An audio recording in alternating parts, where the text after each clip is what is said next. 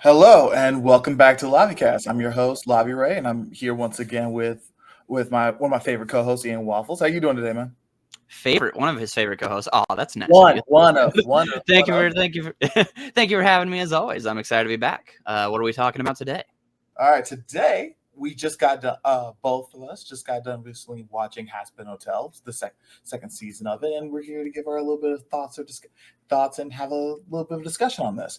Waffles actually finished the series beforehand, and he sent me some of his opinions and conclusions he had for it. So, and I thought it'd be good for him to start things out here first. So, would you like to? Sure. Yeah. So generally with season one, I pretty much hated it. I thought the pilot of the show seemed pretty interesting, and I really liked the animation style and kind of its energy, and just kind of the premise of it. But once we got to season one, it really just kind of felt like Vivzie and the show itself was just kind of throwing every idea it had at the wall without being able to focus on any characters outside of maybe Angel Dust for an episode. By the end of it, when we have these big climaxes and these big moments, it just kind of feels like everything is half baked. You don't really care about any of the characters, and a lot of the ideas that it does have, it just like completely just like undermines or throws under the bus or just rushes.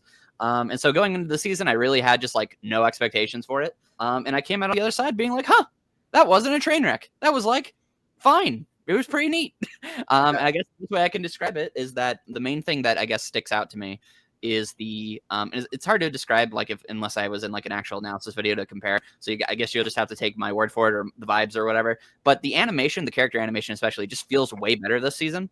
It feels Mhm. much more like the characters have that like expressive like I guess like Looney Tune esque like bendiness to them that they had in the pilot, and that was Mhm. what drew me to the show. So just kind of every character sort of getting more of that while still keeping it like character focused. Like they don't all act the same or they don't move the same, but they still have that elasticity to them.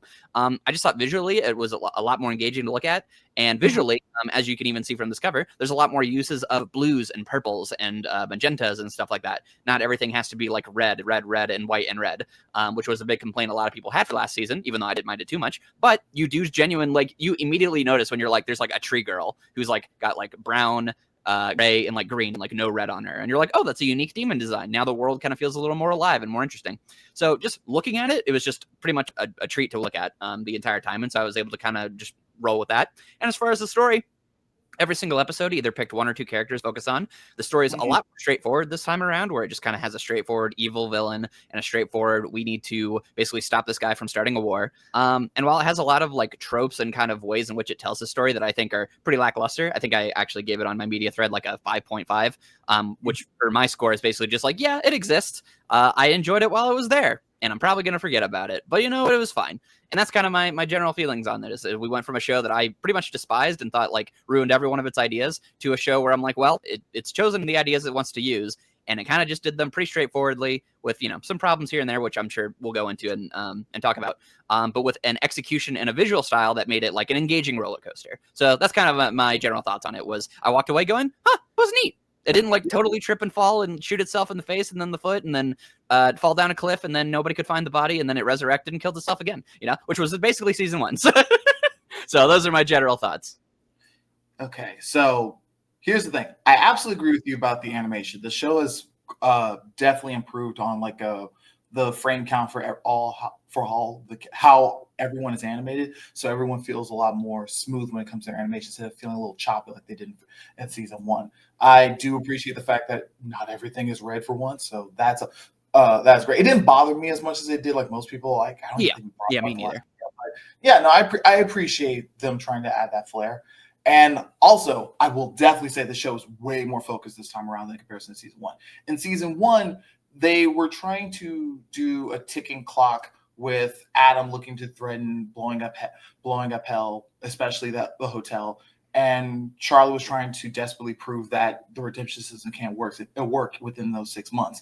And while that seemed to be the general focus, they were going off in completely different directions, trying to set up every last character possible, from even most of which had nothing to do with that premise, such as the V's, getting into the whole Overlord system, setting up a bunch of the stuff with side characters that had nothing to do with the redemption system, all in all. But this was a lot more focused, where it was more specifically focused on following Vox, setting everything up to blow up, to basically looking to try to take over hell and looking to try to fight heaven, while Charlie's doing her best to prove that the hotel works properly and trying to combat a lot of Vox's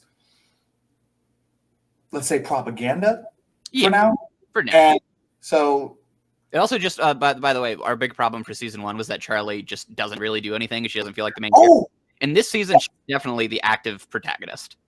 Mostly, Yeah. we're going to get to that. But yes, I do absolutely agree with that. Charlie is way more of an active protagonist in this season. Season 1, you could probably go through the entire thing and never describe her. This one, no, her actions do specifically have consequences and affect what's going on in the plot. And yep, and there we go. That being said, this was quite honestly one of the worst experiences I've ever had watching the entertainment. I have never seen I am not kidding. I have never seen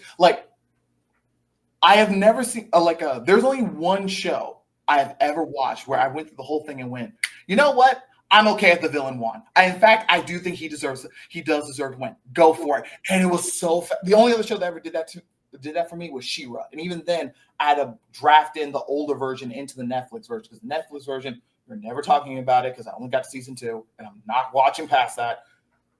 Sorry. And real quick, would this say that you had a worse time with this season than season 1? Yes. Oh, okay. Intriguing. Sweet. Well, I'm excited to discuss. This was terrible. The short answer is everyone's a fucking idiot. And the only way for every plot point to happen here is that everyone, from the goddamn cat who's running the bar all the way to fucking God, to the fucking speaker of God, has to be a complete fucking idiot for everything in this show to happen. Well, let's start with. I probably agree with you. so I'm excited to talk about it. All right, let's start with the. I don't want to say shallow thing because it does matter, but it's the element that was introduced to why the show was going to be awful and what I was already looking forward to ripping into, the power scaling. So here's the thing. I am not power scaling is a lot like politics. The discussions can get really fucking annoying, but they're relevant. And when you, especially in this case, when you're an action series, when you want to try having all these fights, it matters about how you end up establishing how strong the character is, because it's supposed to set how difficult it's supposed to be in order to be able to beat them in the first place. And the show really makes all the characters who are supposed to be heavy hitters basically strong or weak depending on what's going on in the story. And it's just ridiculous. Like, I already went, and it's even worse when they're trying to go out of their way to undermine characters who are supposed to be set up as being strong in the first place, to make sure that they can't just immediately solve the problem in season 2. First off, if you knew that you introduced them going in as being ultra powerful, why would you not think about how that was going to? Why would you introduce ultra strong characters without understanding how you need to balance them after the fact? That already bewilders me. But even if you want to try to show like there is room for growth, which is what you should be doing, showing that there is a scale above them. Even if you didn't want to do that and you wanted to try to depower them a little bit, there's a line between just going, okay, yeah, they're not going to be able to just break the universe every 5 minutes, to, hey, we're going to make these guys seem like fucking clowns and constantly get thrown around left and right. This happens both to Alastor and to Lucifer. Alastor, I'm pretty sure we said this in the last video. Like, I never really took him that seriously, but dear God, I did not need to see a musical number of him saying that he's another woman's pet. Like, I saw people try to ram that through a race lens, which I'm not gonna say that wrong, but it's like, I don't even need to go that far. Why the hell would you ever do this to one of your characters who's supposed to be considered a threat? Because honestly, even considering what happens in the finale, I'm still not gonna see him in the same category as like Hisoka or like an Alucard from Hellsing, or someone who's to be like genuinely fucking terrifying just on their presence alone. I just see him as a clown, as a reckless, selfish clown who ends up just doing random shit, for his own fucking gain. Like, and this is going to be a reoccurring theme. Even if you want to try making a theory that this is all some long game plan for his connection with Lilith, I don't buy that, because this is going to be a recurring thing for almost every criticism I have for the show. The show retcons and will make up shit depending on what's going on in the story that day, and will completely undercut itself regardless of how it makes sense, because it's more dedicated to dramatic irony than making shit make sense. Yeah, so did you want to go into like specifics so we can kind of like have a structure to break down? Okay, I think the best example is Lucifer. Do I have? Okay, I didn't get a picture of Lucifer. Anyway,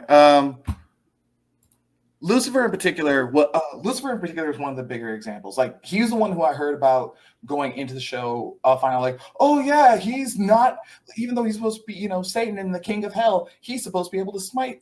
Why is he able to smite people? And I've seen a bunch of people try to give a bunch of rationale. The main defense is, oh, that's because it's his punishment, and that's why he would be able to go there. Punishment that he has to be in hell, but not able to defend himself. And it's like, that only makes sense if you do not think through the implications of that. Because there are two ways to go about this. One, if that is true, how the fuck did he become the king of hell? And if he did become the king, and if heaven's the one who made him the king of hell, why did they do that if they didn't get the ability to smite people? Like, what's the benefit of even doing that in the first place? But they did that because and it doesn't matter what answer is, because they did that because they needed to write a way where he could not immediately solve the plot for how powerful he's supposed to be. So they ended up giving him that. Restriction. But it doesn't make any fucking sense. But the problem I have is, so that's one of those examples, and it does it throughout the entire fucking story. Another example is Sir Pentious. They do this whole, like, he's one of the first people who's ever gotten redeemed and ended up going to heaven. And the whole irony that they try running with them is that even though he's in heaven, he genuinely wants to be in hell because he can't bond with anybody, he can't do what he wants to do, he can't be who he wants to be. And that is really fucking stupid when you start thinking about it, because it's one thing, like, it's bad enough hell isn't really hell. Hell is really just a rundown city that's just run on anarchy. There's nothing about this specific location that's actually dangerous other than sinners just going around not giving a shit about killing each other left and right. But fine. That's what you want hell to be. Okay, whatever. Why would heaven not be customized to be what that person specifically wants? Like, forget the fact of individual heavens. Why wouldn't you be able to have anything that could actually? Why would heaven be a torture chamber? By definition, it should be something that plays towards them. Like, it shouldn't just be Ponyville, Right. So the thing is just more, I mean, I guess if anything, this points to the world building of the show, which is, it's less about like, oh, like they need to go into all these details, but just more of like, how do I put it? It's not I guess it's just not like an engaging thing. Like, oh man, everything's so perfect, but he can't deal with it because they're not really I guess it could be more compelling, this idea of like heaven is perfect, but he still doesn't want to be there, if he actually was getting things he wanted. Because one of the things that people can bring up with the idea of heaven is like, okay, well, if my friends go to hell or whatever because they don't believe, or they're a bad person, or they're deemed a bad person, then how am I going to be happy in heaven if my friends aren't there, right? And they could have played around with that, but they don't really play around like that. That is sort of the idea they're going with, but not to that depth, of like, well, it kind of seems like the system in place here like doesn't work, and it seems like maybe the only reason people in heaven are here is because of some lucky draw of like, well, there's nothing they have to lose, but like the people in hell are people who are struggling and do have to like fight to survive and stuff. So we actually do have things to lose. We actually do have things we would miss, and they could have around with that, I think. But kind of the gist of what they go for is just the idea of like, well, it's like nice and cool and fun, but like it's just not the same as home, and like it's like that's fine, but that's not using your setting to its fullest extent, I guess, if that makes sense. Yes. So it doesn't make sense exactly. But my thing is, if you take it a step further and go into Prentice's character, like I remember enough of season 1 to go, like, I'm not saying he was like not in the group, but I never saw his friendships in that group being so core to who he was as he was as a person. Granted, we talked about this. He wasn't very well established because they did all of the character developing off screen, right?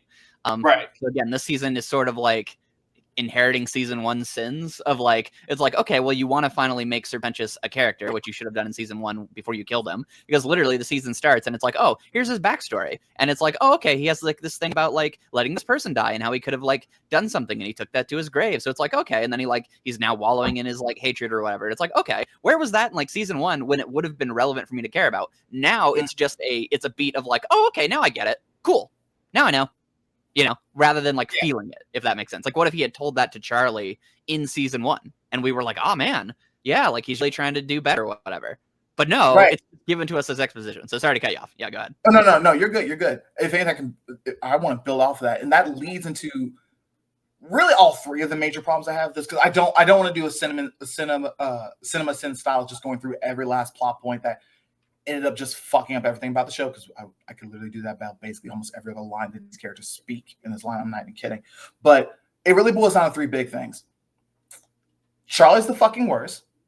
Heaven and hell are make absolutely no fucking sense, even in a vacuum. And Vox is the designated villain, even though he's 100% correct about everything. Mm-hmm. Let's start with Charlie, because let's start with Charlie. So I'm going to be honest. While I was very critical of season 1 about not making her the main character, that was really just more out of the sense of, hey, she's on the poster of everything. She's clearly meant to be the main character. Why is she the background so ineffective? But I was never really that interested in making her the main character. And this season shows why. Because she literally does nothing to help anything. If anything, she's actively making shit worse. So that's her kind of main thing this season, is kind of allowing her insecurities and her insecurities and her fears and her mommy issues, literally, kind of guide her to like basically making everything worse for herself and trusting people who she should not trust, or at least giving them an inch and then they take a mile. So yeah. But that's what I find to be so insidious about it, because because the thing is, when it comes to Vox, like, they're clearly meant to be like a Fox News parody or whatever, where it's like, oh, they're going to take everything out of context, they're going to make you look bad. But I was like, they don't need to do that. You can, like, your plan is shit on its face. Like, let's pretend that she did have, like, it's already dumb enough that she decided to do all this shit without any fucking evidence. And honestly, that alone is enough of a reason for Vox or anyone reporting the story to go like, yeah, okay, let's move on. Yeah. But then we keep it going. Like, okay, let's say this is true. You mean to tell me that in order to go to heaven, you basically have to risk yourself to die, be able to go, risk yourself dying in order to be able to go there? First off, you can't tell me that's the first time. You cannot tell me that this is the first time in all of the existence of heaven and hell that Sir Pentious is literally the first person to ever sacrifice himself. To prevent someone else from dying by an angel. There's no way in hell, especially from another person who also had the weakness of turning away and not dealing with a problem right in front of them, which is also just a weird reason for him to be in hell in the first place. But let's say, because I feel like the other thing he was doing in that room was the actual problem. But I digress. You can't tell me that's the first time this ever happened. But what? Let's say that's true. You mean to tell me that you have to basically put yourself in a line of fire to get killed in order to be able to do that? Like, that doesn't make any sense. Basically, you have self-sacrifice. Yeah. Yeah. You have to be I guess, like, if you go to hell, like, the best thing you can do is like die again for someone else, right? Is kind of the idea. Yeah. It's like, which no. I think again that would make more sense if they established, and I guess like it's kind of the idea because everyone just sort of acts this way. But this is where like using hell, I think, was just a problem if they weren't going to establish kind of things. Because let's say like, oh no, the only people who go to hell are like capital C or capital M murderers, right? So if someone were to self-sacrifice, basically, that would basically kind of show that like they were willing to throw their lives away for someone else. And hopefully, I guess if they did it for a selfless reason, right? So it's kind of like it's a reverse of what they were like in life. And so like maybe that's something that can like help them be redeemed. And even then, like if they were all murderers, then it's like, well, how many are you saying like, oh, like dying for one person like redeems the fact that they killed like, I don't know, 6 children, like that kind of thing. Like it's tough, right? But it's just one of those things where it's like, okay, but why just that? And if that is the case, that's like such a really like weird, strict system. Because what if you're just down here because, I don't know, you just like sold drugs and I lied a bunch. No, exactly. And that also leads into the other problem I have with this show. I want to focus a little bit more on Charlie, but let's focus on Charlie for now. And that's kind of the whole thing.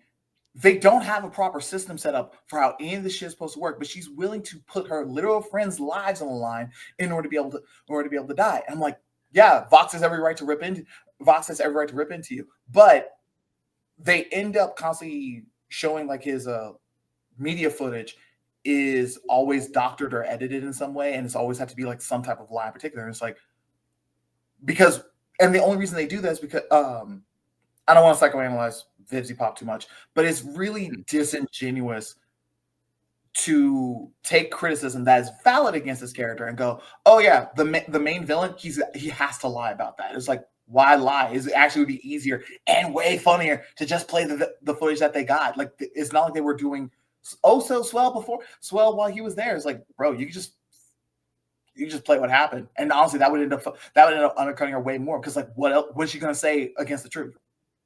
Right. So you're saying, yeah, it's just another example of like, it's like just even the things she's doing, period, don't need to be manipulated, and so you're just kind of adding more not depth, but you're just adding more details to something that's already like just bad.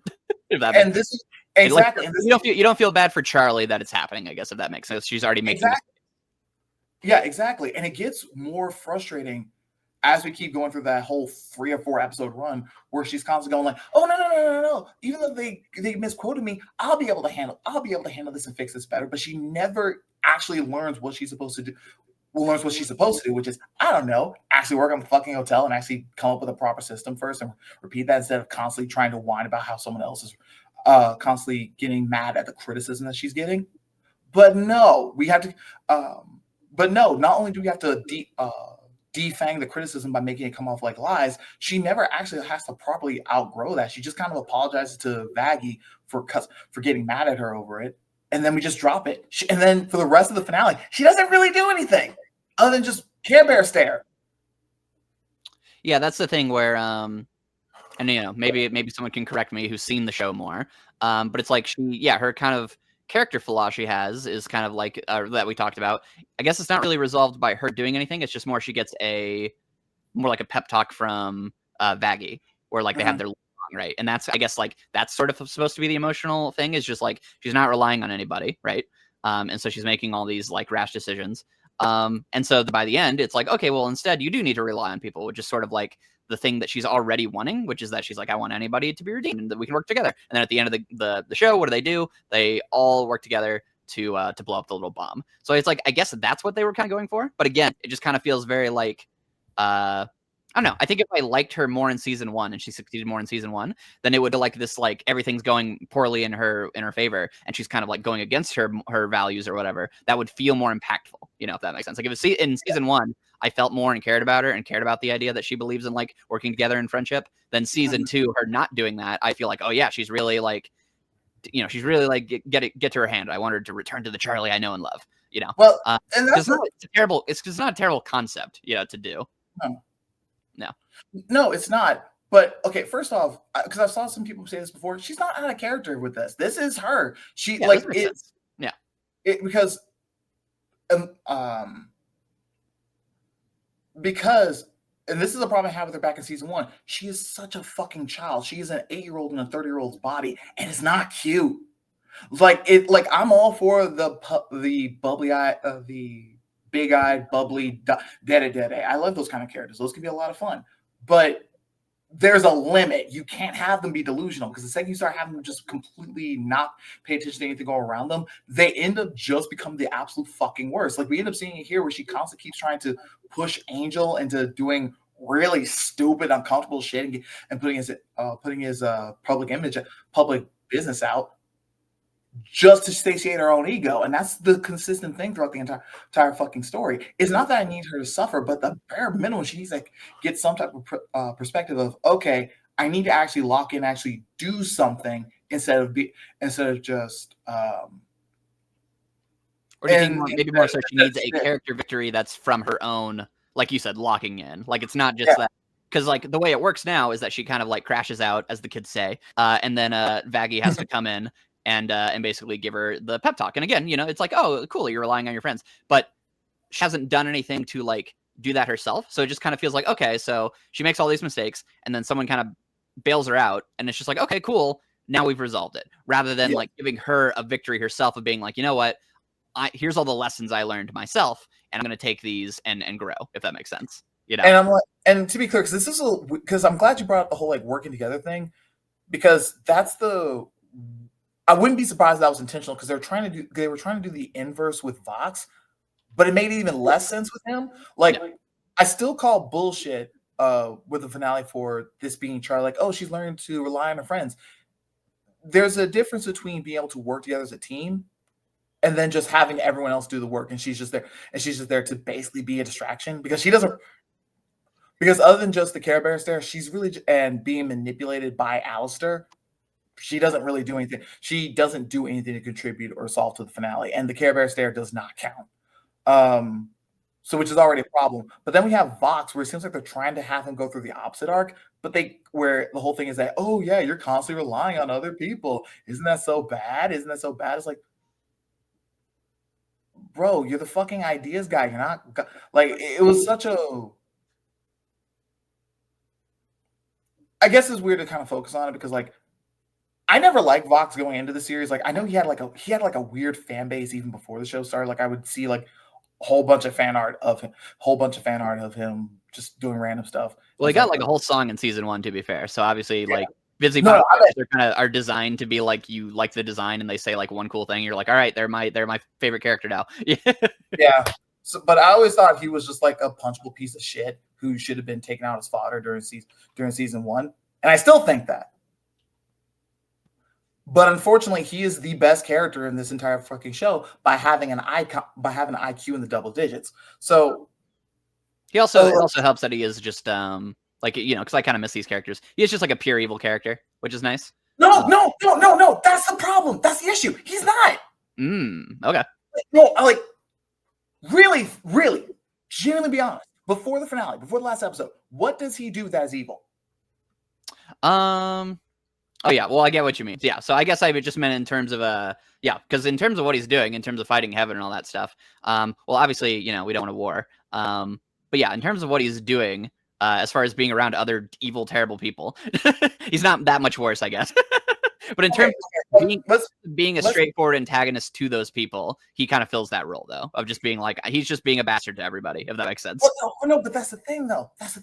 He needs to be that kind of. First off, all these fuckers deserve that level of disrespect. All right. I'm not okay. I'm going to put in the association with Valentino to the side. Valentino and Velvet. Valentino and Velvet to the side because all three of them are garbage. Just for that alone, I'm not defending that. Yeah. When it comes to the plan that he ultimately has for fighting against heaven, he's 100% right in doing so. Because the thing is with the show, I think at some point, like it was always established that heaven was coming down to basically start genocides like once every year. I don't think the pilot had it at 7 years, but either way, the show now applies that it's been doing that for once a year for the last 7 years. Yeah. And we are now finding out that I don't know if they directly confirmed this in season 1, but we state this explicitly in season 2 that heaven didn't know that they were doing that. And it's like, I think they did that because they wanted to give them a bit of a pass of like, oh no, they weren't intentionally doing genocide. They were accidentally or they were just like they didn't know. They were completely unaware. And I'm going to be honest, that's worse. Like it's one thing when you are actively doing a genocide because you are like genuinely monstrous. It's another thing entirely when all the people, everyone but one person who's responsible for the military is so oblivious up their own ass that they're not even aware that they're doing this for 7 fucking years, mind you. But on top of all that shit, we also end up establishing that the person who was doing it only did it because they thought that people from hell had a way to get in. Not that she confirmed it, not that there was an explicit way to do it, but that she just thought there might have been a way to do it, and there was no. And it's like, you know what? Fine, we'll just go and just kill them on a regular basis to keep them in check. And then the very second she ends up getting any type of pushback or challenge about how fucked up that is, what does she do? She's like, oh, oopsies. No, she says, this is why I was okay with getting you guys exterminated in the first place, because you're all evil and power hungry. Right. Like, I don't give a shit if everyone in hell was a fucking pedophilic serial killer. Just absolute garbage of the most garbage people in the entire world. They do not have to sit down and take being everyone has the right to be able to push back from getting killed. Period. I don't I don't care who the fuck they are. And the fact is, when you establish that heaven is so oblivious that they're not even checking in on what's supposed to be what's supposed to be basically an internal prison, and they're not doing anything to check on it, and basically allow the genocide to happen and continue and basically threaten to do another one after giving a sorry apology with fucking gift baskets. No, Vox is correct. No, they do need to get shot down. Because there is a point where you can't, there is a point, because at this point, you cannot trust these people's judgment. Like, if you were constantly getting, if your city was constantly getting blown up by another city, and they went, "Oh, we're super sorry. We didn't know our police chief was going around bombing you guys all the fucking time, even though you're down the street. Would you like a gift basket?" Would you trust them to not do that again? Well, I definitely wouldn't trust them, but I wouldn't say that makes it right to then like kill all the people who like live in the town and genuinely don't know.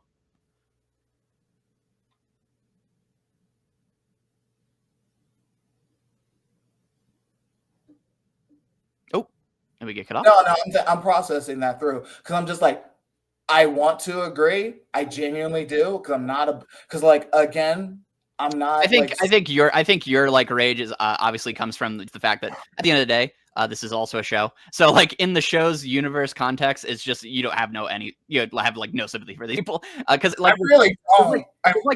Again. Because I want to clarify your thing about like I don't care if they're all like fucking pedophile monsters or whatever. It's like obviously in the context of the show, everyone in the show is like awful. Obviously there's like a few exceptions, but like when you're comparing the people down in hell and then also the people up above who are like you said are just like genociding for no reason.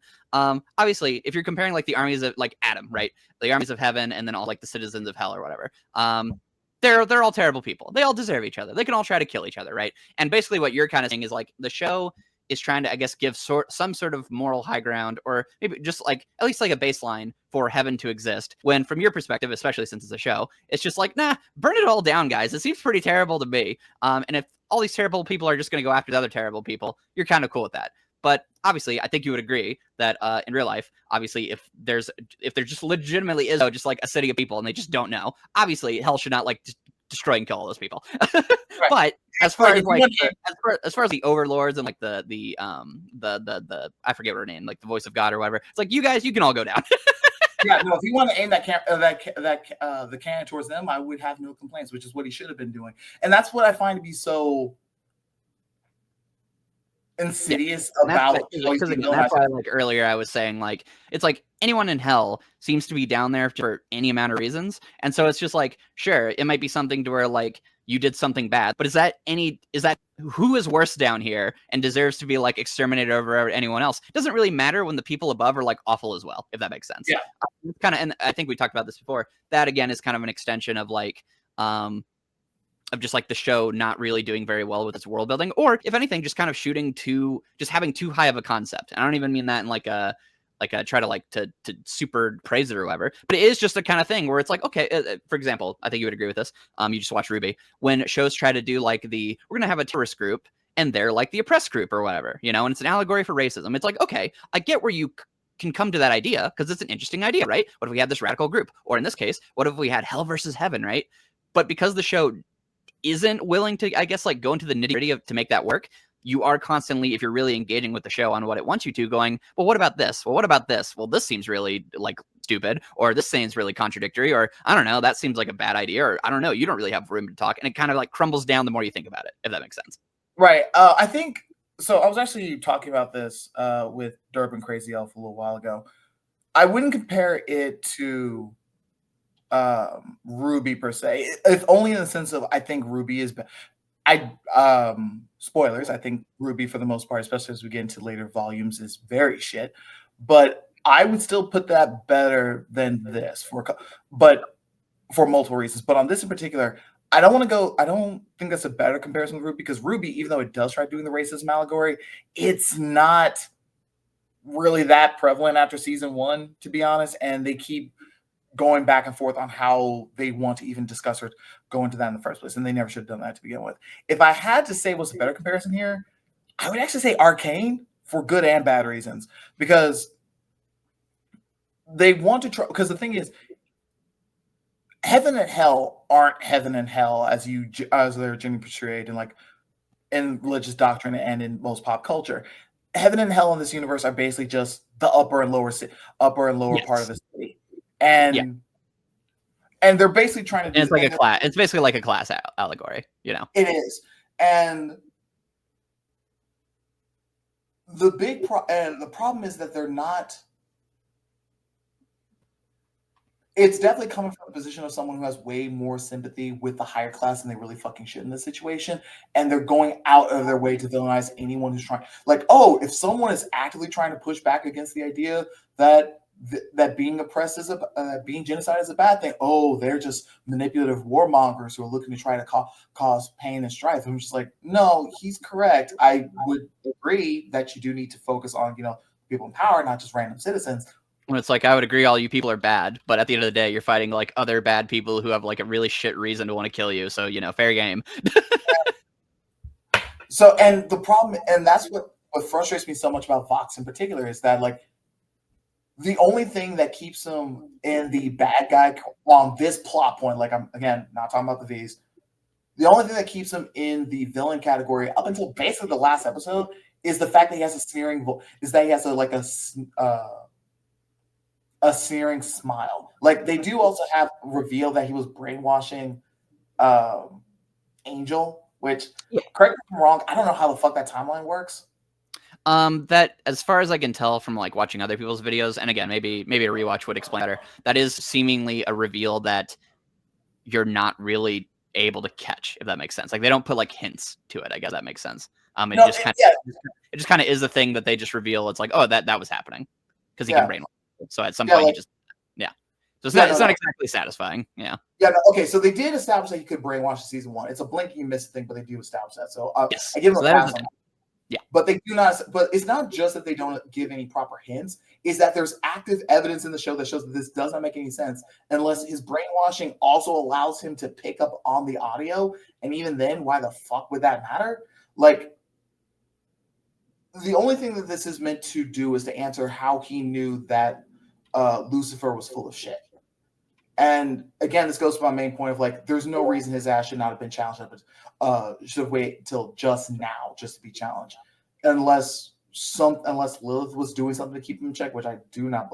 Which I need to see something from her in order to be able to believe that, because I have no idea how Lilith integrates into the story. Because like, what was her, like? Did they ever explain like one plot point in the show is that they say that Charlie's whole hotel plan was based off of the plans for her mother, but Vox is also saying that his plan for basically going up and shooting heaven was also based off of Lilith's plan. Do they ever explain what Lilith's plan was? That is something I'm not willing enough to be like it's dumb because there's so much that happens in these shows and they talk about things, so I'm not sure if it's a situation where it's like that's like propaganda or like that's something that she did do once and now Charlie is based on like what she would do. So that I just don't know, so I can't really I just can't comment one way or the other, because I feel like they would have explained that. I'm sure someone in the comment can clarify that and we can then be like, well, that is stupid, or they did explain it. So. Please do. I will give you a heart if you can explain that with something that actually happens, not just headcanon. Yeah, like if you can show a scene like where they say it, so we can know, that'd be great. Obviously, like if they imply it somewhere, please tell us. But that would be good to know. And this also gets into the big problem I have with the world building in particular, because it's I don't know why this didn't really come up in season 1 for me, but this did come up here. Why the fuck would anyone? Because they end up ultimately bringing it up as a question in the first episode of the season. If you have an option, what would you rather do? Be redeemed or fight back against hell? Fight back against heaven. And the problem is, there's no reason not to go with the latter, really, because your options are, at the end of the day, hey, would you rather stay where you've generally been comfortable for the most part, or staying comfortable for the most part, and you want to fight the people who are actively making it less comfortable by trying to kill you once a year? Or do you want to upend your entire life to go live in another place that you've never heard about, but you only have vague rumors that's not awful? Right. And again, it's where them using heaven and hell it really just backfires on them, because it's like, well, why would anyone want to go to heaven just because it's not hell, if that makes sense? Because hell is like, it's not like every day you're in hell you're like suffering, and it seems like if you're in hell you get like superpowers, and also like you like, not only do you get superpowers, but you get superpowers, you also get like pretty good durability, it seems, too. And you can kind of just like live, like you kind of just get eternal life, and you just get to chill if you want, like if you want to. Like, who's going to stop you? Like, you know, the only thing that's stopping you is the exterminations from heaven, right? So if anything, it seems like a better deal. Because, again, maybe, again, this is where, you know, I guess the show, we'll have to see where it goes. But it seems like maybe it's going for that idea of like again, they call it heaven and hell, but really it's an allegory. And it's an allegory for real life, which is that life is hell, right? And things suck all the time, and it feels like the world's falling apart and people are terrible. But at the end of the day, it's your life, and it's where you live, and it's where all your friends are, so you can make the best of it. And it's like, all right, cool, but it's also literally hell. So it's confusing.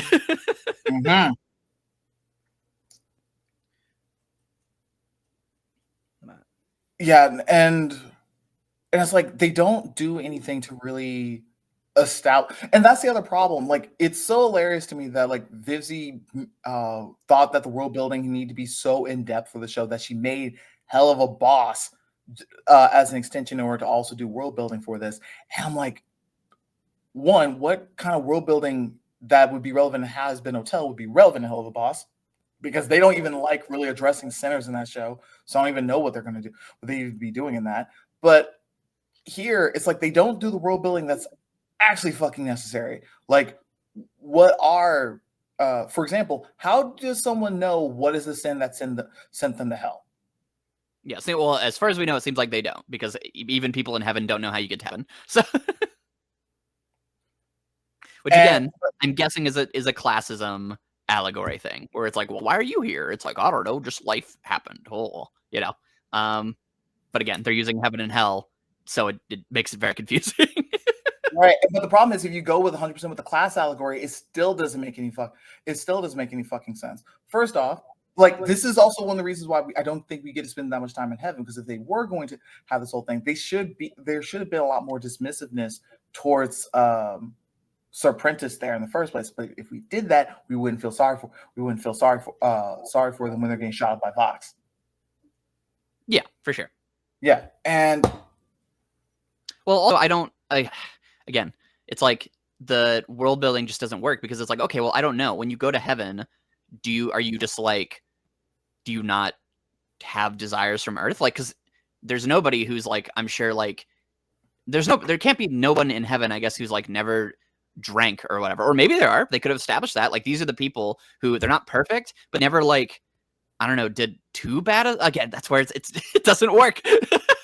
So again, it's like this idea of like, okay, well, maybe like when you're in heaven, like, yeah, like you're just kind of in this like fugue state where like, that could be an interesting, like in heaven, you're like in this fugue state of just happiness, and it's not like, it doesn't come from you. It just means like when you go to heaven, like you're just given a body that basically makes you like not feel things. And Sir Pentious is different because he actually gained redemption. So he still remembers things from living in hell, and he has like these conflicted feelings or whatever. So it's almost like everyone in heaven should be freed from heaven, if that makes sense, you know, and we could build a better like afterlife or whatever, something like that, right?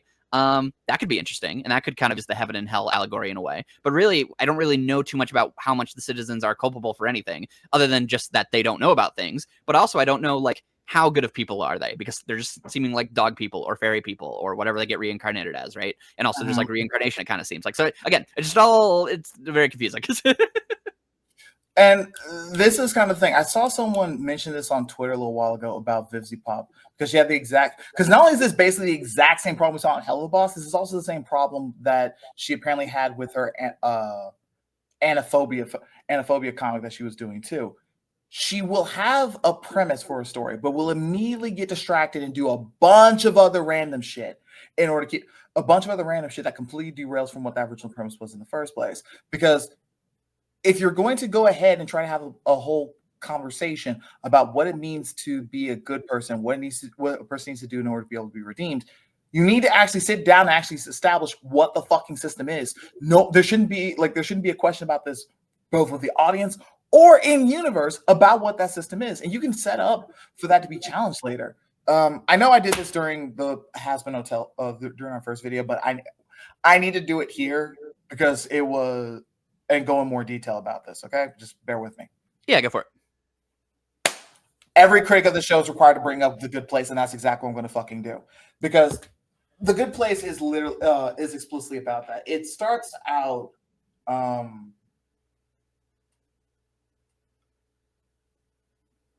Okay, so basically, I'm trying to figure out if I want to talk about the spoiler for it. But basically, the entire premise is about how these four right here, the dum dums, are looking to try to find a way to get ultimately died, ended up in hell, ended up more or less in hell, and now they need to figure out a way, and ultimately they're trying to figure out what they can do to get back to get into heaven, basically. The entire premise and the whole premise is about how they're ultimately trying to analyze why they ended up getting in hell in the first place, what they need to do, understanding their character flaws and bigger issues, and having the story be about what they need to do to overcome them. And it's not just about understanding it from an ethical perspective, because the show loves to go into actual conversations about ethical positions versus like such as consequentialism, deontology, virtue ethics, etc. But it also ends up trying to ultimately establish that one of the best ways that people can end up being good is by making sure that they have good emotional support from the people around them as well. Because when you end up helping out, when you end up receiving a lot of support, it's easier to want to support other people as well and bring yourself up in life, which is the essential thing about why these four end up having such issues with that to be in the first place. I bring this up because this is, if you want to see the actual premise of explaining what it means to be redeemed, what it means to become a good person, especially once you've died in the afterlife, this show actually sets the standard about what it's supposed to do. And there's room for improvement going off the top. For example, this look that they have right now, that's kind of very pretty, but let's be honest, kind of sterile. That's the entire thing, because this show is also very high concept, but in order to make sure it doesn't confuse normie audiences, it keeps everything relatively general, such as not referring to heaven and hell in particular. Instead, it's a good place, a bad place, referring to and then going to the whole system about why they end up being marked as bad people. But more specifically, they even have a whole plot point, especially like mid-season 3, that's about challenging the system that heaven ultimately set up to determine what is a good and bad person. Because thanks to how inhuman that entire system was, no one had gotten into heaven in over 500 years. So like all these questions that we're having about how this system works, this show answered most of that stuff in like answer that shit mostly in the first season. And even as we end up keeping going, we kept the story going and ended up adding new stuff, it would end up answering those questions, so we don't have any of those problems. Like for example, when it ends up as trying to establish like what it means to be a good what it means to, for example, this is a better example. So you know how in the show when Pentious is trying to go like, hey, can I go see my friends? Can I go talk to my friends? And they kept going, no, we can't do that because let's be honest, if he did show up, we couldn't have that would resolve the entire conflict for season 2. But in The Good Place, they actually have something of a system that explains what this problem is. Explains this kind of problem. Basically, when these four are getting resurrected without their memories, long story, they end up these two in the background who are basically trying to do sports to make sure they can get into heaven. They end up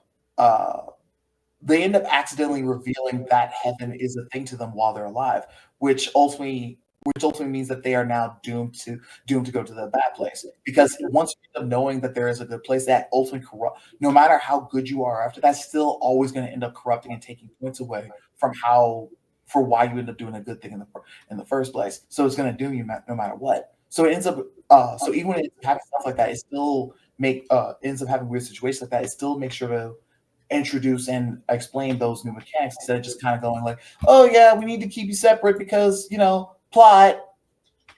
Yeah, no, that it really is like funny just how much it is just like, well, yeah, can I go? No. Why? Literally just because reasons that we can't explain. Even though, again, as far as we can tell, it's just portal technology, right? Yes. Which again, that's where the show's weird, because it's like, well, you could make the answer just reasons, But the reason you would want to show that, right? Like show like have him just be like, oh man, is that Charlie on the other side? It's like, yeah. It's like, do you want to say hi to her? It's like, yeah, I do. I really want to see my friend. And it's like, okay, cool. Let's go see her. And then he like tries to go through the portal and it stops him. Like he's bounced back. And then maybe like Charlie's on the other side. He's like, Charlie, it's me. I'm right here, you know? And she can't see him. And it's like, oh no, you know? And you're wondering like, why is it like that? And you could still keep that vague. But that would create like an idea of like the universe won't even allow it. And again, that makes Sir Pentious even more like this anomaly of like, why is he here? What changed? You know, how does this work? But no, they don't do that. They just have him say, oh, you just can't. You can't go.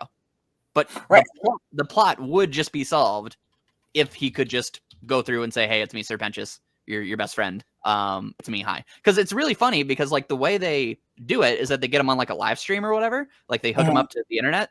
And it's like, obviously I'm fine if they want to like believe he's there or whatever. But like it would literally, like, you can't make the argument of like, well, if he went over, no one would believe him. You would have even less reason to believe him if it's just like, oh, he's just on the computer screen here. You know, like sure, like Vox is using the computer to trick you, but we're not. Like, no. But that's the thing. There's even less reason to believe it than if he had just gone, right? Yeah. And it's like, but the thing is, you don't need to go that far because I'm like, you can still poke holes and massive issues into this plan in the first place. Like, why? Like, that's the other problem about this. Why would you want to go live with someone who thought it was a good idea to genocide you on a yearly basis? Mm-hmm. Oh yeah. Just well, like, again, yeah.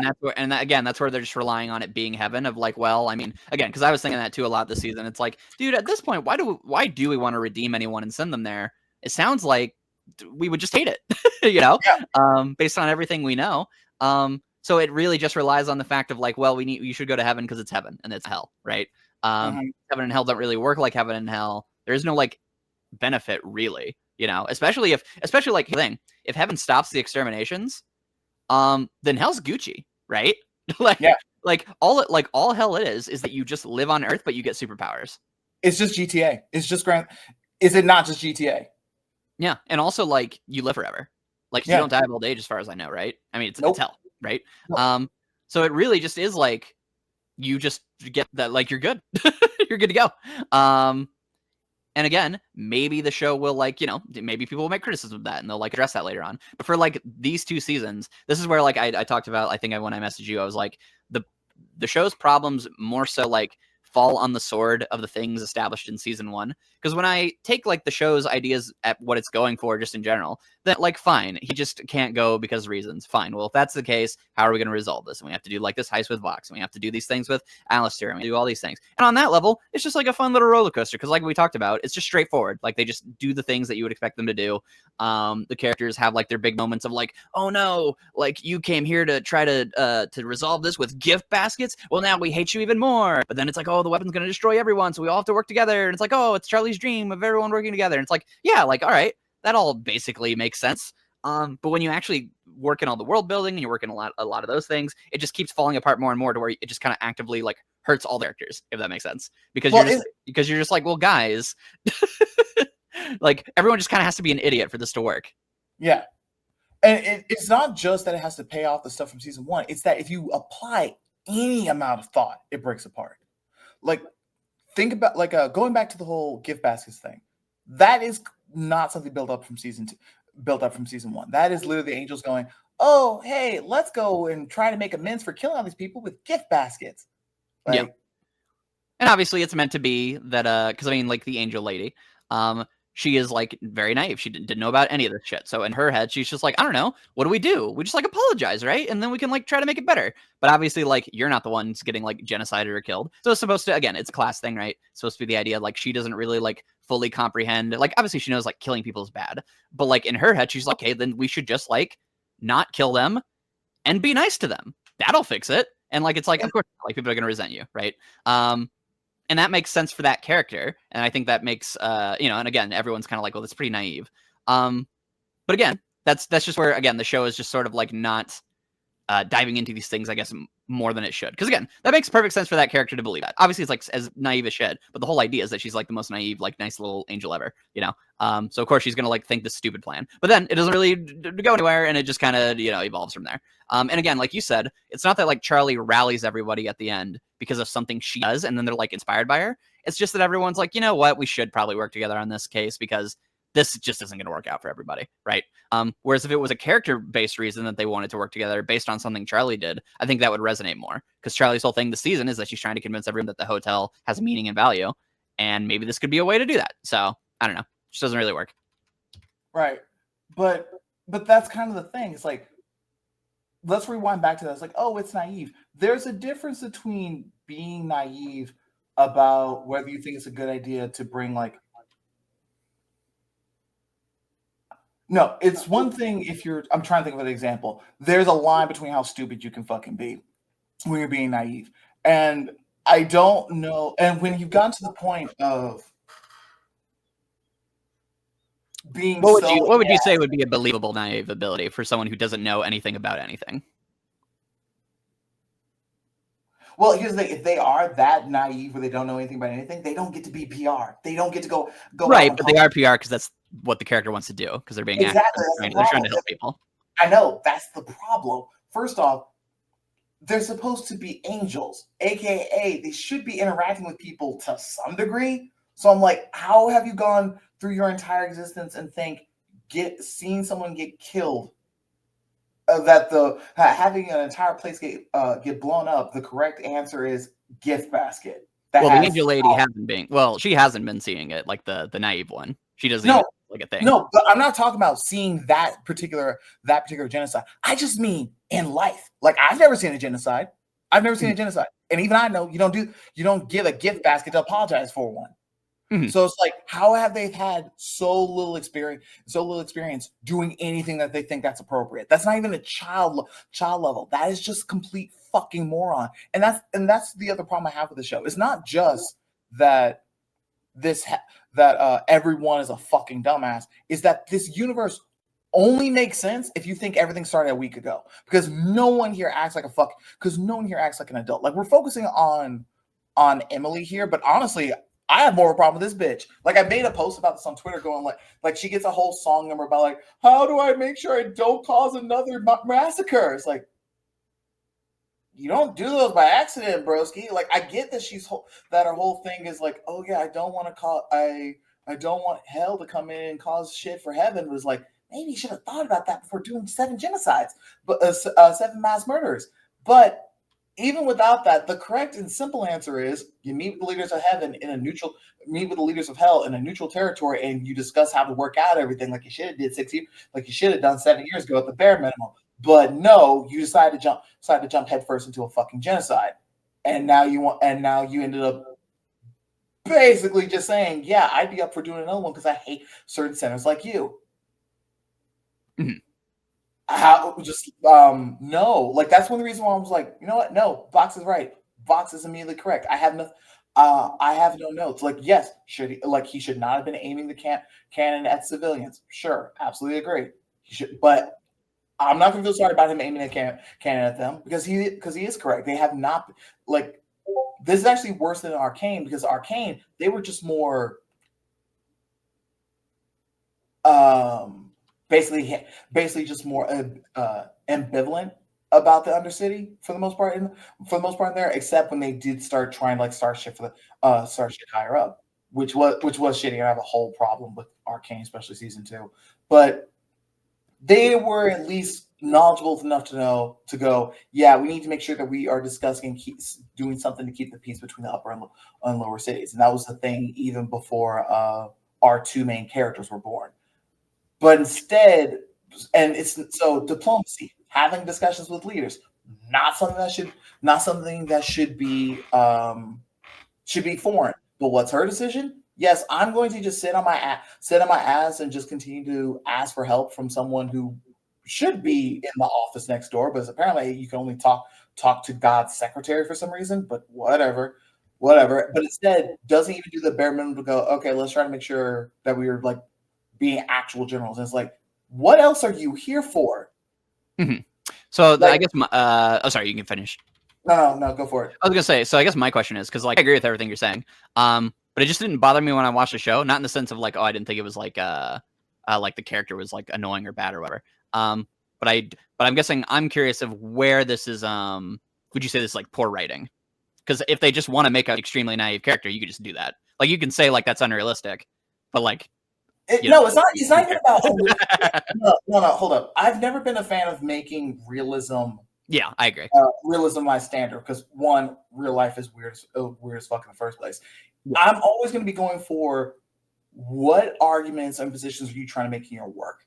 And if you are and the problem is, if you're going to be making dramatic plot points with serious consequences, they at best should come from particular character weaknesses, not just from their complete not just from complete dumbassery. And So even you're if saying you like the core premise of the character is engaging to you because it's like, well, okay, it's just that you're dumb and naive. Like there's nothing for me to latch onto. It's just like, okay, well then I just don't want you here. Like you know. It's not even that I don't want her here. Is that like I not only have no sympathy for her, I'm completely fine. She's ultimately, I consider her to be more the villain in the story than anything that Vox does. Because it's like you can get on Vox for hanging out with the other two V's, as you fucking should, because they are fucking all three of them are fucking creepy and disgusting. You should get and he is a genuine shit stain of a person. But the problem is I default him to being the best character here because he doesn't accidentally cause a genocide off of the information that you get from fucking Adam, from a slimy dipshit like Adam. Right. So for you, just the character is just like because again they're like everything they're doing is like stupid and moronic. Even if that is their character, it's just like so unpleasant that it's just not enjoyable to have as like an antagonist for the show. And also by the end, they do want to like kind of be friends with them. Right, but here's the funny part. I can buy that being a part of her, part of Emily's character. I still don't think it's a good decision, but that's a part of Emily's character. How is she supposed to be established to be this stupid? Because the whole thing they try establishing her is that she's supposed to be the mature one. Right. So why is she also just as stupid? And it's kind of hard to just use it as like, oh, that's just a character thing. That applies to basically everyone here. Right. And at that point, it's just not engaging. If the answer is just like, well, they're just they're dumb. And at that and that's where it's kind of weird. It feels like the show is trying to both be like a drama with high stakes, but also wants to run off the same Cartoon Network logic, like from Ed and Eddie or Invader Zim.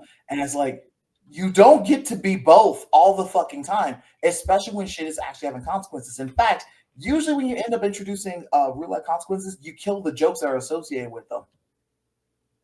And you shouldn't be doing that stuff in the first place. And when every character basically has to be an idiot to get from one point to another, I'm like, what am I supposed to latch onto other than just calling this complete dumb, than calling this shit?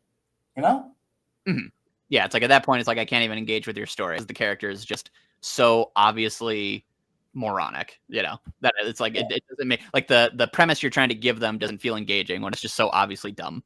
Yes. I know some people had that problem with like Civil War, not to get on like a Marvel thing, but I know there were certain people that I knew who were like, one of their, again, we won't go into it, but like the two sides, depending on which one you agreed with, they were just like, I don't know, I just dislike the movie because I think the entire premise of one of the character sides is just completely moronic in the first place. So, but yeah, so yeah, for you, it's like a character who just kind of fundamentally doesn't work. Yeah. Oh, for the record, I am one of those people. Try to have fun guessing which side I'm on in the comments. There we go. Yeah, maybe I'll make a video like that with someone because I'm not rewatching Civil War, but that could be interesting. Yeah, but yeah, no. So we've been talking about that character. Is there anything else because that is like the kind of the soul of the story, and like because by the end, they all work together and stuff. And by the end, it's supposed to be like, oh, we can maybe start to have like peace and happiness because it is just like a kind of a entire happy ending as far as for what our characters want, which again I thought was a nice little not twist on season 1, but it did feel like again the show was just kind of more straightforward, which I appreciated. Of like, okay, Charlie wants them to work together. By the end, everyone does work together. Cool. We saved the day.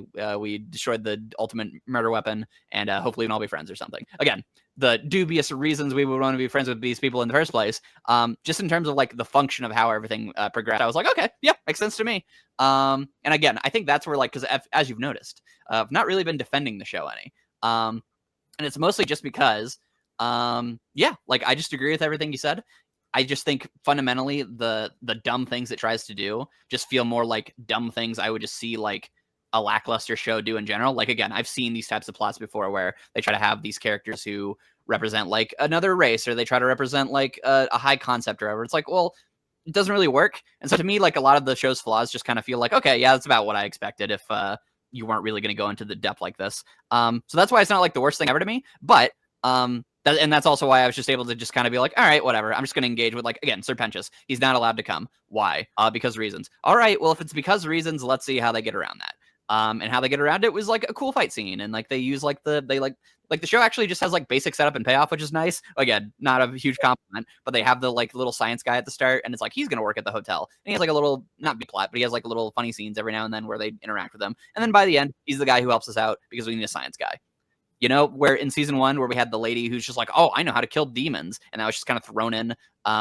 Obviously, they set it up that she knew, but it was like a character who they gave a lot of focus to. This season, they're just like, okay, we need a guy who's going to hack things. There's just like a quirky guy who like lives at the place. He knows Sir Pentious, so we can give a little characterization to that, and that kind of helps Cherry Bomb come to her terms with her feelings of that. And then in the finale, he can like be there and he can help out, and he can be the one to use the computer stuff. Cool. We got that figured out. So again, just like most of the season, I was just like, yeah, for what you're going for, like even if the foundation is like really shaky, like I thought the execution of how they did it in the moment was engaging enough and like fun enough.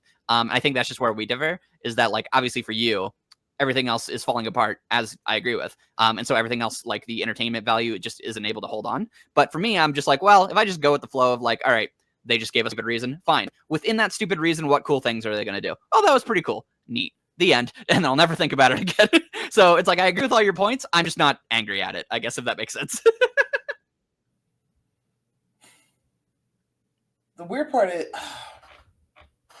the thing is, I never really gave a shit about Hazbin Hotel. I don't even think I finished watching the pilot all the way through when it first came out. Mm-hmm. But well, it seems like, I mean, just from everything I know about you, from our conversations, you definitely like just really do hate these types of characters who have like these moral high ground grandstanding, and then the story just can't like back it up or make it like engaging in any way, or it just make characters look just completely unlikable to you. Because again, you seem to really value those things having like just in reality, like you value like, dude, if you're gonna try to be like a fucking genocide warmonger, you can't just be like, well, I did it on accident, you know. So it seems like this season just had like that character and a lot of those tropes that you just, beyond just like writing wise thinking are like poorly done, they just kind of like personally annoy you. So the fact that like they did these tropes and they did them poorly, it's just like, dude, this is like infuriating. If that makes sense. Again, I'm not your psychiatrist or whatever. So it's fine. No, it's ultimately just because I like having fun with shit as much as the next guy, but I need you to at least if you're going to attempt to actually have some type of drama and stakes to it, and you actually want to have something resembling system, you don't get the bullshit. And I honestly find it really annoying when I keep trying to see people go like, oh, this is really engaging, and like this is like really deep and entertaining. It's like, no, it's fucking not. This is incredible. Yeah, definitely don't think it's deep. No, this is the most surface level show, ages for 10 to 14 and no one older kind of series. And honestly, I still feel insulting saying that, because I remember being 10 to 14. I would have fucking despised the show more than I already do. Yeah. Well, so, because like what I do find entertaining, it's a very small point, but I do genuinely like, because I mean we go into the idea of like we talked about like Alastor being like a fraud in season 1, as the kids say, where, you know, he comes in and he's this big badass, and then like he gets one fight and he loses, right? And so like I thought that was lame. I thought that made him like a really annoying character, or not annoying character, but just like, all right, all his aura is gone. And then what do they do in this season? He's just like, I don't want to be at the Hazbin Hotel anymore. I don't like you guys. Bye. And I'm like, all right, cool. And then we find out that he's like on Alicia. I mean, I think they implied this before, but now we find out like that cannibal lady is like his boss, and I'm like, okay, well, that makes him even more lame. So again, all that stuff was like piling on, and I was like, oh, this sucks. But then once I just accepted again that, okay, I guess Alastor is like some underdog character, I did like his like dumb plan or whatever, or his plan where he's like, he uses like demon like wordplay where he's like, you're not to lay a hand on her, and then he puts his hands on her shoulders and he gets his powers back, and then also he ties that into the idea of like the lady promised him to be the most powerful demon in hell, so she gives him powers, but by giving those powers, you are now like under my control. So then once there's like some logical loophole of like the princess of hell says that you're the most powerful, that deems it so, which means that I get all my powers because I was already given them. I get unchained because that means she broke the curse, and I get unchained by Vox. And then we have a big like fucking kaiju fight on like the skyscrapers, and they're like throwing like shrapnel and boulders around and stuff. It's just cool. It's just fun. It's just a goofy like idea that I really like. And so and then we also get his backstory, because I know people they mentioned like Alastor, it's kind of weird that he's like the radio devil, but he's also like a horse, or not a horse, he's a deer and stuff like that. And I liked his backstory. I liked the ridiculous idea that he was like murdering someone in a forest, and someone thought he was a deer because his head happened to be like next to like some trees and he got shot in the face. That's awesome. That's like so absurd. And so just a lot of like that kind of stuff I thought was way more engaging and just fun, especially because the character animation was way better. And the palette was way better. So just as I get a roller coaster of just going through it and just kind of like engaging with the twists and turns on their own terms. Not in terms of their own terms of like depth, but in terms of their own terms of like, yeah, here's like this cool weird idea we had about like Alastor's powers, or here's like this cool thing we had with like Vox and like him like trying to create like the scenario with like the train and Charlie and stuff like that. Or here's like a cute little scene with like Vaggie and her doing like their little lesbian song. Where, hey, look, it actually lasts like 3 minutes and they actually have like physical chemistry and they're actually interacting with each other. Cool, cute. Do I care about Vaggie anymore this season? No. Do I care about Charlie that much more this season? No. But she's a lot more engaging. She's a lot more fun. She has way more fun character expressions. And yeah, that's just kind of, I guess that's where I'm at, where I'm definitely never going to say like the show's like great or like that I would recommend it on like a writing level. But as far as a roller coaster, I thought it was a pretty fun time. So that's kind of my thought. Okay, but that's the thing. I want to run back a little bit because we're going to. Sorry, I talked a lot. My bad. Oh, you're good. But like, let's talk about Alastor, because like that was something that absolutely confused me when I was watching it. So he ended up making those 2 deals that are meant to give him his powers back. But I'm like, okay, I kind of want to call bullshit on the whole like strongest demon in hell thing, because I'm like, there's no way he's the first person to get that. But okay, fine, whatever. I don't get the Leia hands thing. Like, I get how that broke the deal. I just don't get what was supposed to be the benefit of that, other than. As far as I know, the benefit is supposed to be that like he was in a rough spot when he was fighting them before, and he felt like he was going to. It seemed like also like it's supposed to be implied he cared about like the because I guess this is the case. He does like sort of seem to care about like Mehhh and the owl person, maybe just in terms of he wants to use them later, regardless, or maybe kind of sort of cares about him. But he's like, hey, don't kill them. That's rule number 1. And he also felt like he was going to lose the fight again, fraud, but he's going to lose the fight. So he's like, okay, I'm just going to bide my time. And I'm going to basically, 1, I get to be unleashed and be able to keep all my powers if I make you the strongest demon because you have this big plan or whatever. And then 2, eventually, I'm going to use this little loophole of you're not allowed to touch Charlie. And then once you do, then I'm free. I get all my powers. I get all my shit back. Your weekend, and I can just own you, basically. So Wait, hold up. Rewind. 2 things. Yeah. How does that make it? Why would he get his powers back? If the whole idea is that that Vox is the strongest demon, wouldn't that mean that he's no longer the strongest demon? Wouldn't the contract break and it also renege back on him? Well, again, that's where you'd have to ask how demon packs work, and I don't know. But the idea is really fun. I love the idea of, because I mean, like, I could just give you a literal example. And I'm not saying this is how they do it. This is, again, headcanon. They don't explain this. But that's why the concept is fun, which is why I enjoyed it. Which is that if I go to you and I say, hey, Lav, here you go. Here's $1 million, and you can put that into your bank account, and it's your bank account. However, now you're like literally attached to me for the rest of your life, and there you go. If eventually you break the chain, you still have $1 million in your bank account. That's how I understand it to work. So he has all the demon powers, but he's chained to her. So whenever he gets unchained, he just still has all the demon powers because she gave them to him. It's not that they're attached. Now, again, they don't explain this, but that seemingly has to be how it works because, as you said, wouldn't the demon powers go back? I don't know how it works, but it's a cool idea. Right, but here's the other side. If Vox is supposed to be the strongest demon in hell now, wouldn't that mean he could beat? Wouldn't that mean he could beat Alastor, or at least should have the kid? Well, the idea. So again, this is where it's all like just absurd nonsense, because the whole idea, I think, is supposed to be that it's because the reason he needs Charlie to say it, because earlier in the story he's like, oh, I need a way out, and then he like looks at Charlie, and they're, it's like statues of them, right? Because she's the princess of hell. So if she says that he is the strongest demon, then I guess by some weird technicality, this is why I think it's fun, because it's all just like bullshit technicality, which I think is funny. By some bullshit technicality, by her being the princess of like heaven or hell or whatever, being like, yes, you are the strongest. That means like, oh, the person who's in charge says you're the strongest, so technically you're the strongest, which technically means I'm not the strongest anymore, which means I get my powers back, and also I can just kick your ass because you're not actually the strongest. I'm gonna kick your ass. Again, it's absolutely fucking absurd nonsense, but I think it's really fun. Like, if you explained that way better in the show, that would be such like a fun, like, again, because it's all based on like demon wordplay and stuff. Just like literally the idea is like, what, I touched her and that counts? Yeah, dude, I'm a demon. It's just wordplay. I just use wordplay against you. Fuck you. And that is what it is, because Vox says like, you use wordplay against me. So the idea is that her saying that he's the strongest in hell and she's like the princess, technically that means he is the strongest in hell, which means it breaks the curse. Is that stupid? Yes, and I think that's awesome.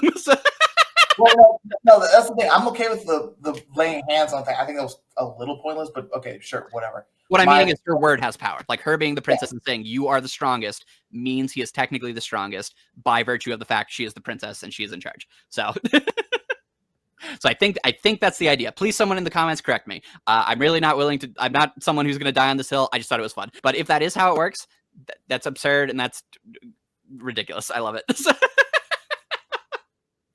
I really don't have a strong argument against you. If you want to say it's stupid, I agree with you, but I just liked it. So. It's just more that like that's not my big. I don't want to hyper focus on it too much because like that's not it's not a big deal. But yeah, it's not the biggest problem I have with that scene. It's more like, so bro basically got his powers back and got a whole bunch of other people in hell killed. So oh yeah, I mean he's a bastard. So so it's just like, yeah, no, he's. Why do we want or need him around? That's okay. So then this is where I would agree with you, which is that like by the end, Charlie's just like, oh, Alastor's back, and it's like, do we want Alastor around though? I feel like we should kick him out, especially since he broke his contract. I'm pretty sure with us, which is that he doesn't want to work here anymore. He quit, so we don't really owe him anything. But I would say that's more an extension of. Because again, I said like I enjoyed Charlie more this season, but it's just more so I enjoyed like the moment to moment, like just watching Charlie. Because again, animation's way better, and animation goes a long way. Animation tells you something about the characters, or it engages you with the characters. If the characters, the way they move, the way they act, the way they're shadowed, their voice, and I just thought like the characters moment to moment, all of them were a lot more fun. A big one is actually Vaggie with her relationship with Charlie. Again, we talked about in season 1 that you wouldn't even be able to tell that they're a couple until they say so, right? And this season, I can definitely tell they're a couple. They're constantly like if they want to comfort each other, like touching each other's faces, or like there's a part in the first episode where like she's singing about like, oh, being lifted up, and then Vaggie like literally got her angel wings and like lifts her up and holds her like a princess and puts her down. And then they have their big song at the end where they sing about their relationship with each other, and how much they care about each other, and they're all over, and they're doing like this really sensual dance and stuff. So just again, I think the character animation just goes a long way of like even when the writing isn't doing its job, like the character animation is selling that like these characters have like a lot of energy, or they have a lot of like goofy little quirks they can have. Like I love like Charlie using like the plane signals to like try to signal heaven, and then it actually works because they are actually seeing him or seeing her, and they're like, dude, like heaven definitely can't see you. And then they like go to the little crystal ball, and it's like, oh, she's trying to call us. We need an answer or whatever. And then they go down and talk to her, and she's like, oh well, it's unfortunate you can't help. And then she's like, wait a fucking second, you guys are here. Holy shit. Yes. So it's like in those moments, I think she's endearing, but as a character, I'm not like engaged with her. And it also sucks that Angel Dust kind of gets the shaft this season. He doesn't really get much of anything to do outside being brainwashed. So again, it's a very weird scenario where as I'm watching it, I'm like having enough fun. But once I was done, I was like, man, I still don't really care about anybody, do I? So it's a very strange situation. But you also remember we jumped from a 2 out of 10 to a 5 out of 10 on my scale. So it's not really like we boosted to like a good level. We just boosted to, oh, it's not putting me in agony and making me pull my hair out. I'm just like watching it and having a good time. That's kind of where I stand on the show. But I agree with everything you said. So yeah, no, and because of everything I said, I'm still keeping this shit at 2. If anything, if I didn't give it a 2, I definitely gave it a 1. Either way, no, this is bottom tier bullshit. Like I can get, if I wanted to see fun dumb shit, I can just go fucking watch Super Sentai or Kamen Rider and not get insulted or have to deal with the dumbest fucking characters that ever goddamn exist. And obviously, like I just don't have as much of a strong attachment to the tropes it does in these stories. Which again, not to psychoanalyze you, but does seem to be something that you definitely really don't enjoy when stories like fail these ideas. It's not just these ideas, but just like in general, I have a very short patience with when characters are written to be idiots, and that's not the joke. And even when if that is the joke, you can't make that actual consequences. Like I love Luffy, but that's because Oda mostly keeps like 99.9% of his dumbassery towards jokes. They never have it. Like the only time it had any real consequences was from the Mary, and let's be honest, the Mary was kind of cursed from the. Well, the only other time I can really think of it is and there are two times that most people actually agree he's annoying, which is one when he fights Zoro. Where he's like, I'm gonna actually kill you, Zoro, and he means it. But obviously, like that gets turned into a joke, so I'm fine with it.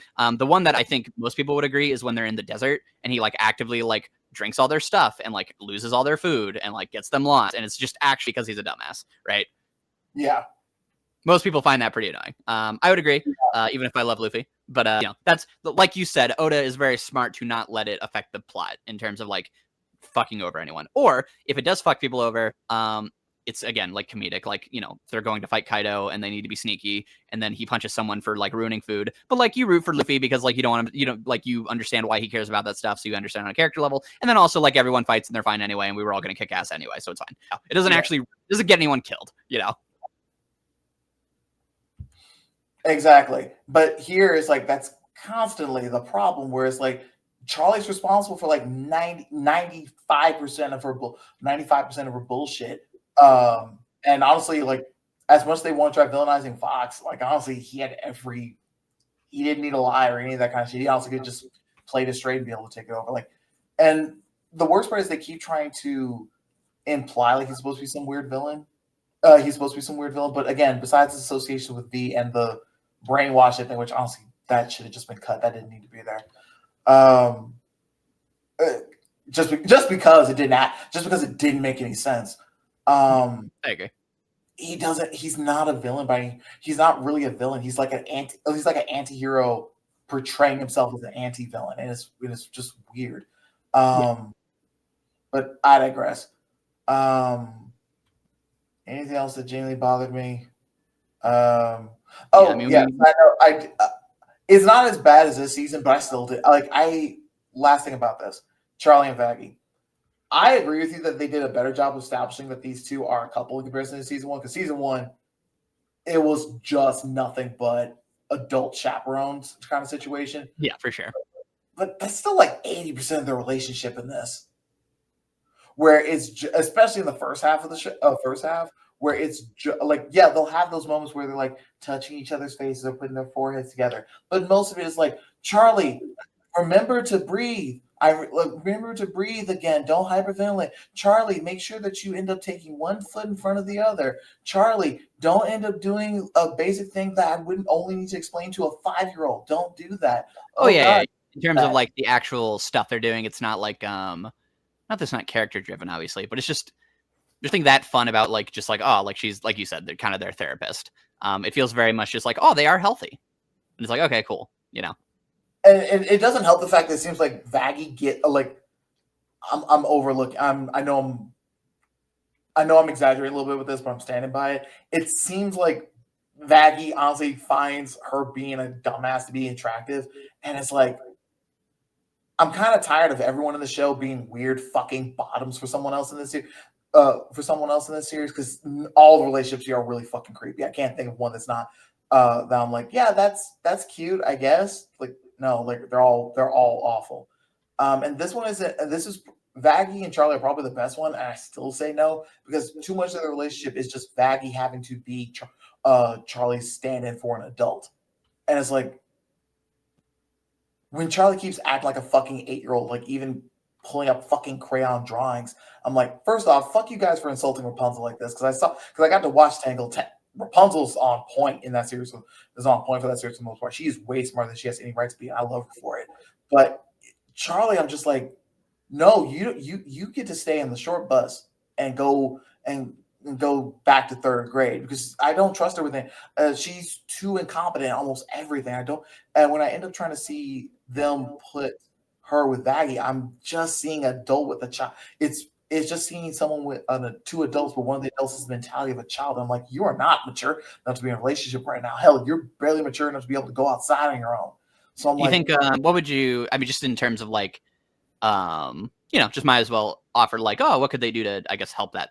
What is a way to keep Charlie like still like the kind of endearing like airhead and also like very innocent, but kind of making her, like you said, not feel too much like an adult dating a child, Let her make good decisions for once in her life.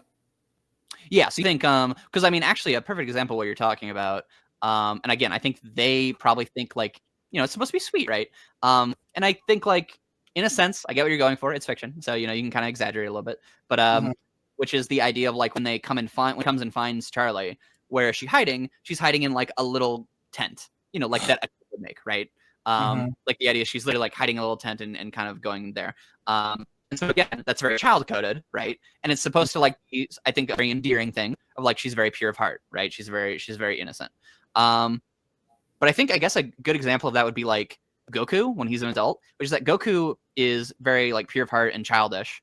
But it's not that he does like baby things even as an adult. It's just that he doesn't really understand things, or he just has a very like simple mindset about it, But he still like, understands like, oh, I need to lock in, or like, oh, you hurt my son, fuck you, I'm gonna kill you, that kind of thing. So yeah, just maybe like if they were, if like you said, I think they were just to give her more moments of being actually proactive and succeeding. That would go a long way, because the only time they really do that is when she stands up for Angel Dust, and it feels too little too late when she does it, when she's like, hey, you can like mock me, but you can't mock him. It's like, well, everyone warned you this was going to happen. And so to me, I think the way that you could have made that better is if at the start, when she's like, all right, like you can film the hotel, if she was immediately like, all right, but real quick, I need to make it something very clear. If you fucking touch Angel Dust or talk to him, I will fucking kick you out immediately. And then Vox can be like, oh, well, shit, I didn't actually think she would try to kick us out. I thought we would just be a roll over. All right, princess, we'll play nice. And then there you go. That would then make her feel like more like she's the boss of the hotel. Like she's actually setting standards. I mean, like, I do really want them to record the hotel. But if they do something, and I'm going to make that very clear right now, I will fucking kick them out immediately. Again, you don't have to agree with her on that, but that would at least be an adult decision, if that makes sense. Well, it's not just that. It's not just that. Like that would help, but that still leaves her with like one good decision that episode versus like the 30 bad ones that she. Well, yeah, I'm saying do more like that, basically. Like, do more things like that. Yeah, but that's the thing. If you end up doing that, it would basically have to completely upend who her character is. Like, you can't have her going on like a professional studio with fucking crayon drawings. If you want her to have a moment with Vaggie, don't have her hide in a fucking tent like a child. Don't have her constantly end up being reckless and trying to put her entire plan and career on the line off of a rumor, off of basic information that she got third hand, and not actually trying to build up the hotel properly. Hell, what would be a good way to actually show her being an adult? Actually have her run the fucking hotel and actually be responsible for the redemptions in the first place. That's the other big problem with this. Like, she keeps trying to stress over and over again, the hotel works. See, so Pentious did it. And I'm like, source? Because Pentious didn't do that. Didn't sacrifice himself because of anything learned at the hotel. He did that because he had boner for a cherry bomb. And I'm like, good for him, whatever. But it's like, you don't get credit for that. Right, for sure. So, like, if you want to show that the hotel works, you need to show, and more specifically, don't make jokes about the process that they're trying to do. Like, the only time we see them actually trying to do anything that shows the hotel working is their group therapy session. And the group therapy session is being run by Husk, basically just taking turns insulting everybody. And it's like, yeah. How does that show that you're working? Yeah, for sure. Yeah, so again, it's a show with like just a lot of like moment to moment problems that I definitely could see bringing it down for a lot of people. And even for me, my opinion by the end of it was like, didn't really care about the story, but it worked well enough if I just like rolled with it. Which again, I always say this about stories, which people will say like, well, what are you saying? Turn off your brain. And no, that's not what I'm saying at all.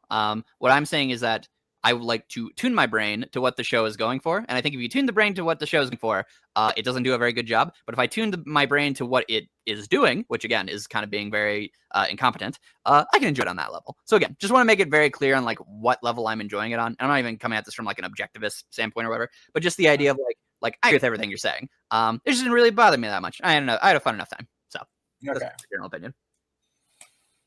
All right. So I think that covers basically all of my major points, other than like, yeah, not Charlie, Angel. Can we wrap up the Valentino stuff, please? Yeah, he gets Like, shafted this season, poor guy. Like, he just really yeah. doesn't get anything. Yeah. Yeah. He gets abused by Charlie, then gets abused by Vox, then gets abused by Valentino off screen. And it's like, I saw a post going around going like, oh yeah, wait, no, never mind. That's not what that post was saying. But can we wrap that up? And more specifically, can we wrap that up with Angel being one to deal with it, not his boyfriend and his best friend fighting in his place? Like, actually have him be the one. Actually have him be the one to do that. Because this is the same problem like Hello Boss had. Whenever someone is dealing with like their abuser, they need someone else to come in and defend them. No, let them take their power back. At the bare minimum, that's what you should be doing. Yeah, like and it's like you can have people encourage each other, but you would want that character to stand up for themselves because at the end of the day, they're the ones who has to live that life, and if they can break the shackle of that on their own, then that shows a lot of like strength on their part, and that's it's enjoyable to see, So right, like, yeah. And this is again the funny part I find about this, where it's like the show wants to be an action series. I've seen this happen a bunch of times where a lot of people want to have an action series, but they are too afraid of like, oh, we don't want to do like a proper power scaling system because like all that kind of crap or whatever. And they because everyone wants to have their fights, but they want to avoid being Dragon Ball. But at the end of the day, but by avoiding that, you're avoiding the fundamentals of what makes an action series work. Not only in the sense of how power scaling benefits, but more specifically, what's the point of having those fights in the first place? Because fights are not just supposed to be give your blank check to your animators to do whatever the fuck they want. It should be about, at its core, showing how these characters are dealing with conflicts that are meant to represent something about themselves, either going and achieving their ambitions, or being a metaphor for some type of conflict that they're dealing with in their own personal life. So if you're going to go ahead and have these characters have slavers and abusers, and the whole point of the story is about them getting their freedom and their lives back, they need to be the ones to fight them, not sending their daddies to do their business. Like with Hello Boss, Moxie dealing with his dad. Yeah, let's have his wife come in to clean up his mess. Hey, what's Blitz's best friend? Yeah, I mean, I know who you're talking about, but yeah, like Blitz's friend. Yeah. Fizz. Yeah, when Fizz is dealing with his abusive pimp of greed, don't have Fizz's daddy come in to clean up his mess. Have Fizz be the one to deal with that shit. Everyone else can be supportive of him doing that, but he needs to be the one to do it. And the same thing applies here. If you want to have, first off, don't try to make me feel sorry for Valentino not being able to be proper boyfriends with Vox. He's a rapist. He can go fuck himself. Yeah.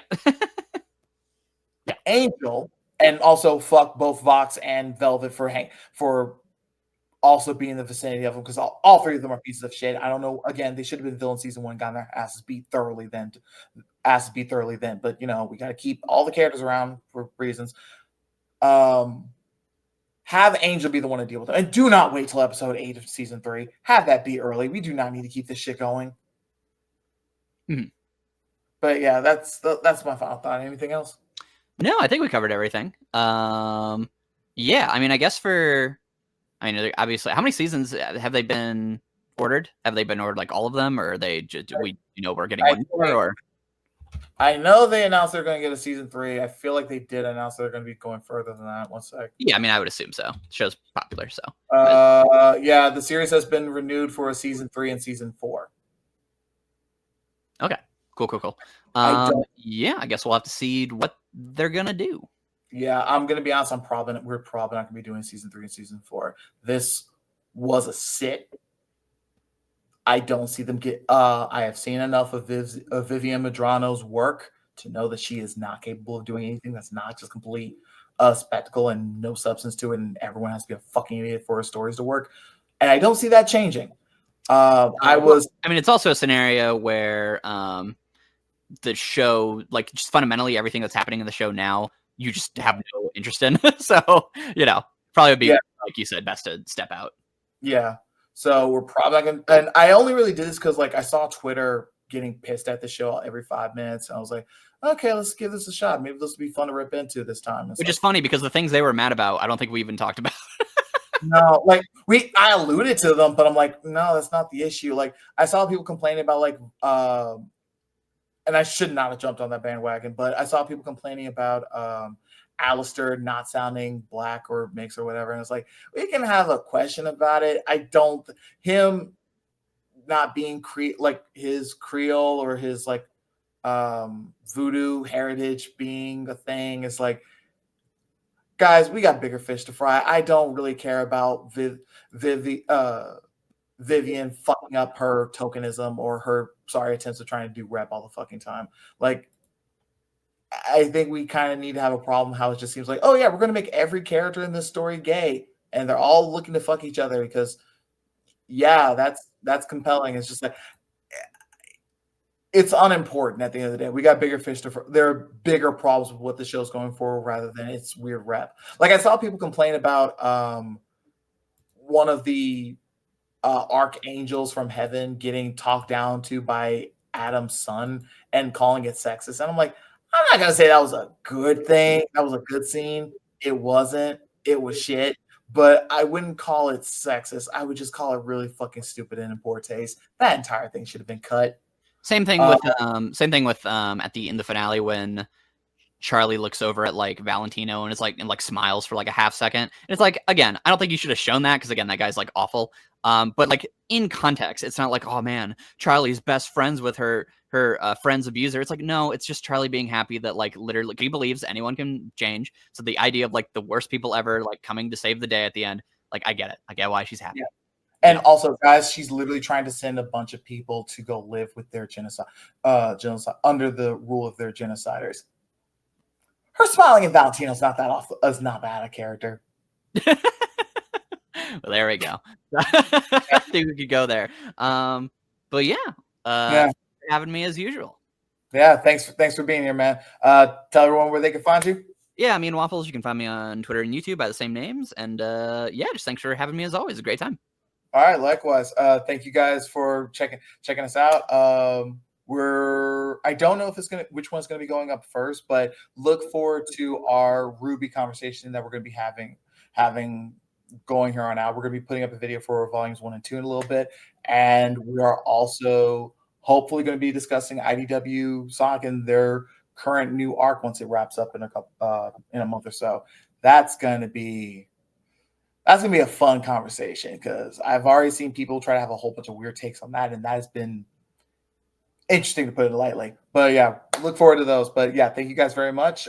Feel free to like, comment, subscribe, and I will catch y'all next time. See ya.